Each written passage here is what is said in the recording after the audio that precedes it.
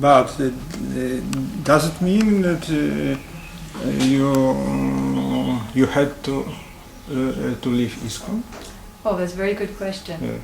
I'm very happy. Why did you have to leave ISKCON? I'm very happy that you asked that question.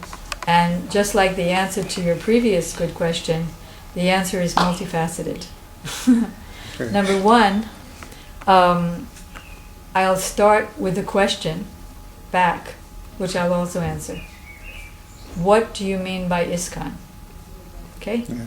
ISKCON is the International Society for Krishna Consciousness. When did it start? Did it start with Prabhupada? Did he begin ISKCON? If he began ISKCON, what is its value? If there was no ISKCON before Prabhupada, what is the value of what Prabhupada gave us? The value of what Prabhupada gave us, as he told us, is that he's coming in a long line of disciplic succession. He's coming in a great tradition that goes all the way back to Krishna. I remember, just as we're talking, I'm remembering myself sitting in the very first ISKCON temple in New York City in 26 Second Avenue, when Prabhupada came back from San Francisco the first time, and we had just decorated, making it more beautiful, and he was very happy. And then he said, I'm coming in the line of disciplic succession. First there's Krishna, then came Brahma, his disciple, then Madhva, then Vyas, Narada, then Vyas, then Madhva, then coming down in the line, as we know in the song, Krishna Hoiti Chaturmukha, Hoi Krishna Seva Mukha. So many then gradually coming to Madhavendra Puripad, who is the first sprout of the tree of our disciplic successions having Madhurya Ras in it. And the whole tree of that is Chaitanya Mahaprabhu. So after Madhavendra Puri came Ishwara Puri, then Mahaprabhu, then the six Goswamis, Rai Ramananda, Swarup Damodar, and then so on down the line. And then he said Srila Bhakti Siddhanta Saraswati Thakur, and then he said, and we are coming. So if we think that Prabhupada started the whole thing, then we're pulling Prabhupada out of his glory. So then I'll ask another question. Is Prahlad Maharaj ISKCON? Is Dhruva Maharaj ISKCON? Is Brahma ISKCON? Is Vyas ISKCON? Or are they outside of ISKCON? Since we're only supposed to be associating with people from ISKCON, are they outside of ISKCON? So if we consider that, and in that regard I'd like to take a commercial break. Commercial break means I'm going to make a commercial. Okay. There's one booklet that we compiled under Srila Narayan Maharaj's request as a response to certain articles that were made by ISKCON leaders. ISKCON, the institution's leaders, saying that Srila Narayan Maharaj is different, his philosophy opposes Srila Prabhupada. So there were two ISKCON leaders who wrote two articles. So myself and Prem Priyojana Prabhu and a few other devotees wrote articles in response of that, which showed very conclusively that Srila Narayan Maharaj is saying the same thing as Prabhupada, and the people who were saying that Srila Narayan Maharaj is different from Prabhupada are actually saying something different from Prabhupada.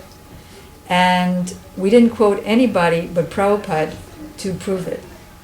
So that booklet is called Our Gurus, One in Siddhanta, One at Heart. So if you like, Basanti can give you a copy of that. Perhaps it's here on the table, one of the book tables, and then if you like you can translate it. If it's not here, into Polish. If it's not here, then you can download it from purebhakti.com and translate it. It's very, extremely interesting. According to your questions as they develop, I can tell you a couple of the interesting features. In there, it says, in fact, the name of one article is called ISKCON the Homonym. You know what a homonym is? Like bear and bear. I can't bear it. My bare arm.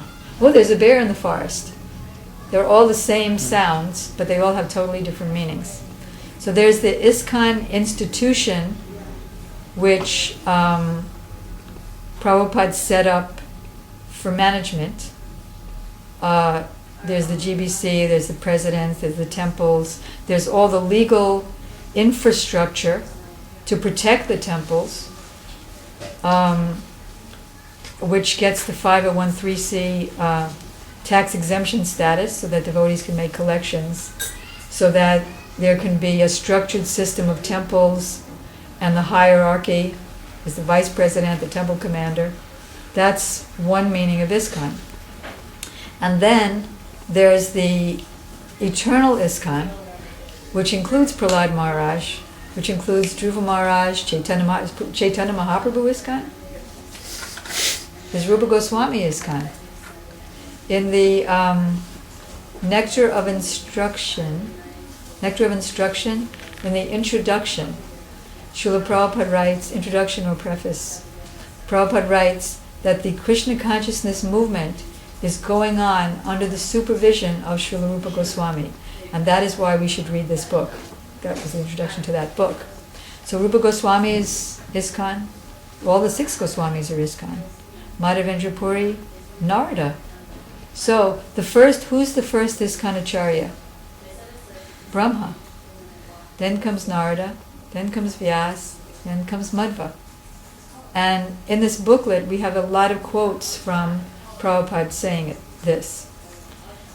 Then in the Chaitanya Charitamrita, he writes, when he's talking about the tree, Chaitanya Mahaprabhu is the whole tree, and Advaitacharya and Nityananda Prabhu are the trunks, and then there's so many branches and so many sub-branches. So then Prabhupada writes that ISKCON is one of the branches of the eternal tree of Chaitanya Mahaprabhu. So then, having given you that prelude to answer your question, I have never left ISKCON. And I'll always consider myself that I have never really even joined ISKCON, because what does ISKCON mean? International Society for Krishna Consciousness means it's the International Society of Pure Devotees. So I want to join ISKCON. The guardians of ISKCON are Srila Bhaktivinoda Thakur, Srila Saraswati Thakur Prabhupada. These are the real members of ISKCON, and I want to be their followers. But in a more commonly known sense, I've never left ISKCON. But why don't I go to the temples, if you want to be more specific, is that all of Srila Gurudev's, Srila Narayana Maharaj's followers are banned from going to the ISKCON temples, most of the ISKCON temples. I guess for fear that we'll talk about him and glorify him. There's also a fear that we'll take away the disciples of Prabhupada and bring them to Srila Narayana Maharaj. So for those fearful reasons, we are not allowed to go. And even Srila Narayana Maharaj is not allowed to go. And movie stars are allowed to go. Drunkards are allowed to go. Ants are allowed to go. And cockroaches are allowed to go. But Srila Narayana Maharaj is not allowed to go. One specific... And then if they're going to allow him to go, then they have to have big meetings to discuss the logistics of how he would be allowed to go. And in 1996, somehow or other I was in the house of one devotee who had a GBC letter to all the other GBC members of the logistics of if he's going to be allowed in the temples, how should it proceed.